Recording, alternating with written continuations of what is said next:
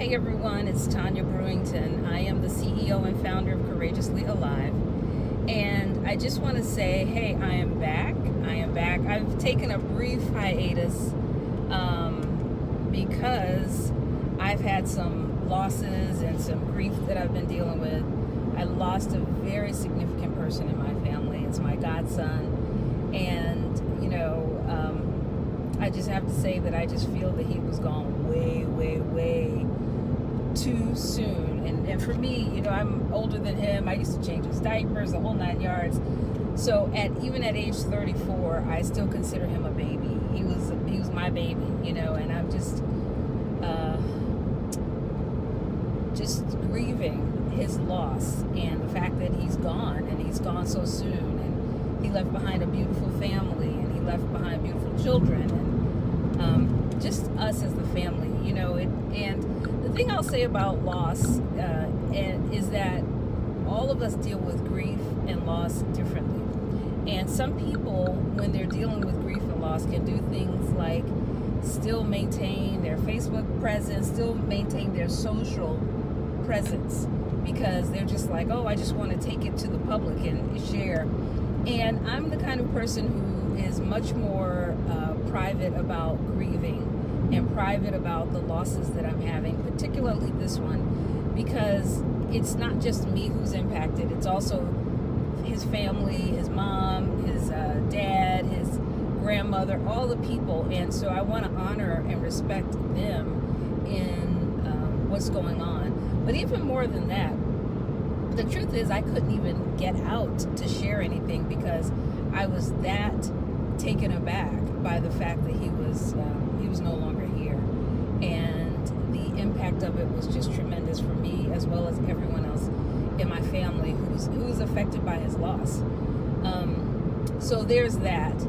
But, one of the things I will share, even though I haven't been on social media per se, I've been sharing some thoughts and insights and perspectives about the experience of losing him in my Clubhouse, on my Clubhouse group.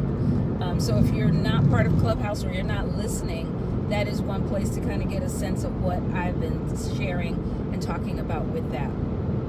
And so what you're going to find in the coming weeks is that I will talk about the experiences of dealing with a loss, and really how it causes me and other people, I'm sure, to be much more introspective about yourself, about your life, about the legacy that you decide to leave behind, as well as about, what it means for not reaching the goals, or even not even trying to touch the dreams that you've had in mind for years and years and years, for any number of reasons. And the primary one, I think people don't do it is because of fear. Some people don't know what to do. They don't know how to navigate the whole space. But I think that for many of us, we have been talked out of our dreams, and we haven't been courageous enough, or we just haven't felt that it was important enough to honor ourselves and our dreams by taking action on them, really dusting them off, looking at them, and thinking about what they mean to us, or what they could have meant to us and our legacy as we are transitioning to another stage of life, or life after life. Depends on how you look at death. And so what I want to say about that is that's one of the things that happens for me every time there's a significant disruption or transition that I'm experiencing and that I see around me. I always feel that, probably more than anything else, the need for people to really honor what's driving them, or what really is pushing or pulling them forward. Pushing them because it's